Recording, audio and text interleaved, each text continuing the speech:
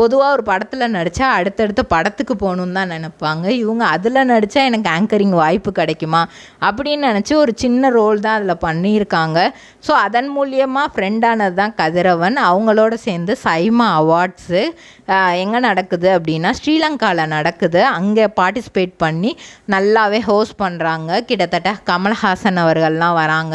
அவர் கூட ஒரு ஃபோட்டோவாவது எடுத்துக்கணும், ஏதாவது ஒரு ஃப்ரேம்லையாவது நம்ம வந்துடணும் அப்படின்னு பார்த்தா இல்லை, அவங்களுக்கு ரொம்பவே டிசப்பாயின்மெண்ட்டாக இருந்துச்சு. ஐயோ, நம்ம இவ்வளோ தூரம் வந்து நம்ம இது பண்ணி நம்ம ஒரு ஃப்ரேமில் கூட வரலையே அப்படின்ட்டு.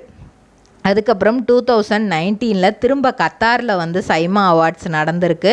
ஸோ அப்போது திரும்ப கமல்ஹாசன் அவர்களை வந்து மீட் பண்ணுறாங்க. அப்போது நிறைய அவர்கிட்ட பாக்குமட்டை தயாரிக்கும் மிஷின் கிடைக்கும். அதற்கான ரா மெட்டீரியல்ஸையும் வருடம் முழுதும் நாங்களே சப்ளை செய்து வருகிறோம். நீங்கள் செய்யும் தட்டுகளை நாங்களே எடுத்துக்கொள்கிறோம்.